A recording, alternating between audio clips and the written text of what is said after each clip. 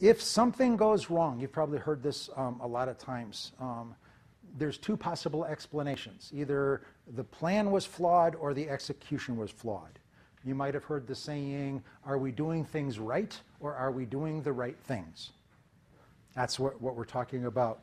And so there are two ways that we use metrics in evaluating and monitoring progress of a plan. One is an outcome measure, and that's related to the ultimate objective, and that tells you whether or not you've achieved your goal. So if my goal is to get 30% of sales from new products, what would my outcome measure be?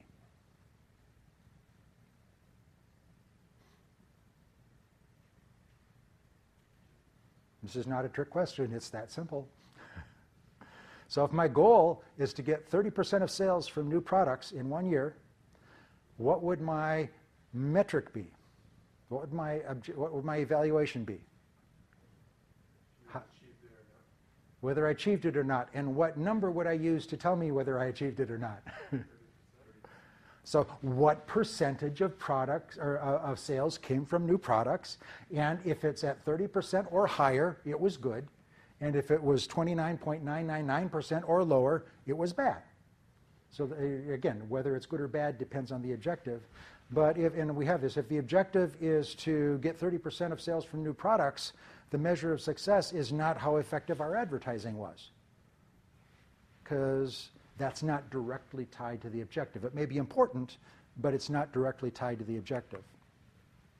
Diagnostics are telling you whether or not you did things right, whether or not the issue was execution. So they may or may not be directly related to the ultimate objective, but they're related to activities or processes that need to happen in order to achieve the objective. And again, this is where that chain ratio method of sales forecasting comes in handy, because each assumption that you make in a chain ratio forecast leads itself to a diagnostic. So if we're going to get 30% of our sales from new products, and in order to do that, we need to increase the number of new product ideas by 50%. And then if we don't make our goal, we might take a look at, did we get the new product ideas that we were looking for? You know, what are the things that we can fix in order to make it happen? So diagnostics should be tied to an intermediate goal, and they should be actionable. Should be something that you can do something about. So if our goal was to get 30% of sales for new products, and we felt that that was going to require a $3 million advertising budget, and we're halfway through the fiscal year, and our sale, we've already got 29% of sales for new products, do we need to spend $3 million on advertising? Or if we have the capacity to produce more than 30%, maybe we keep it going but adjust our goals higher. But again, that diagnostic measure tells us whether or not the advertising's working. If it wasn't the advertising, maybe it was the design. But again, intermediate things that have to happen to achieve your goal that are measurable. And this is where contingency plans come in. The idea is you take a look at all of these diagnostic measures, the intermediate steps, and you say, we've allocated $3 million for advertising, and if we end up going towards the lower end of estimates, it looks like we're not going to make our goal, then we might want to cut our advertising budget by this much. And if we looks like we're achieving our goal and might even go higher, maybe we will add to our advertising budget because it looks like the opportunity is bigger than we thought it was. And the idea, we talked about this before, is once the plan is in play, it's really hard for human beings to admit they made a mistake. In finance, do they talk about the sunk cost fallacy? The idea is that if you've lost $50,000 on a stock, you don't want to buy more of it because it owes you $50,000. You start over fresh, and is that stock worth an investment? Same thing with the diagnostic measures is once you've started a plan, I don't want to admit that I failed. So sometimes if you set in advance, if we have this metric and it hits this number, then we have a course of action that we're already planned. It's easier to pull the switch. So some of the metrics we use in marketing, sales, Sales can be tied to financial performance, can be either diagnostic or an outcome measure. When would sales be a diagnostic measure? Meaning sales is not the objective, but sales is something that you have to have in order to achieve your objective.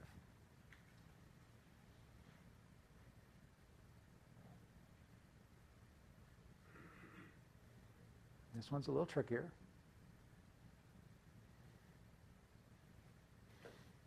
I'll give you a hint. It's revenue minus expenses. Profit. So if my goal is profit, I need to have sales in order to have revenue, but sales isn't necessarily going to generate profit on its own, so it's a diagnostic. Or if the goal is to get $3 million in revenue, then sales would be the outcome measure. Cost. Always a diagnostic measure, never an outcome measure. Can you think why it would never be an outcome measure?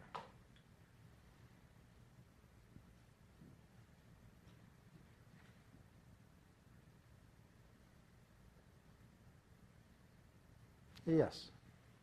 You don't want loss to be your outcome. Okay, say again? You don't want loss to be your outcome and cost is loss. So you don't want to be a loss to be your outcome and cost is loss. Close enough. I will give you bonus points. If I was giving participation score, you would have nailed it.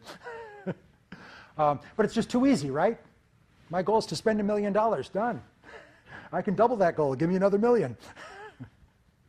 Has nothing to do, and we've talked earlier in this class, is that you never make an investment or make any kind of an expenditure in marketing unless you have a clearly identified objective that investment is expected to achieve.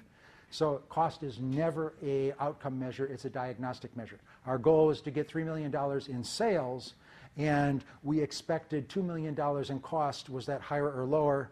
Or better yet, our goal was to get $3 million in profit.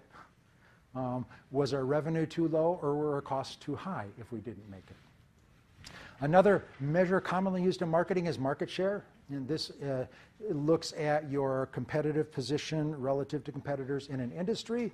And it can be either a diagnostic or an outcome. Sometimes market share is the goal. Sometimes market share is a means to an end. And then there are a bazillion measures that we can use in marketing. I'll just run through some of the ones just in terms of general marketing metrics. Might be customer awareness, customer satisfaction, preference, number of customers, share of voice, share of wallet. These are terms we use a lot. In advertising, number of impressions, reach, how many, and recall. And I think I have these in the book, and I think I have them more than this in the book. When it comes to digital marketing, number of impressions, hits or page views, and then click-through, those are measures that are commonly used. Social media, number of followers, how much coverage you get. Again, these are all possible metrics, objective, quantifiable, timely, and relevant numbers that can be used to measure your performance, can be used to aid in execution. There's more. Sales, reach, responsiveness, customer retention, distribution, stockouts. Stockouts are bad. Channel relationships. Do we got friction in the channel? And then just product volume. When you're dealing with logistics and you have to move the physical product from point A to point B, how much physical product there is would be something you would want to keep track of.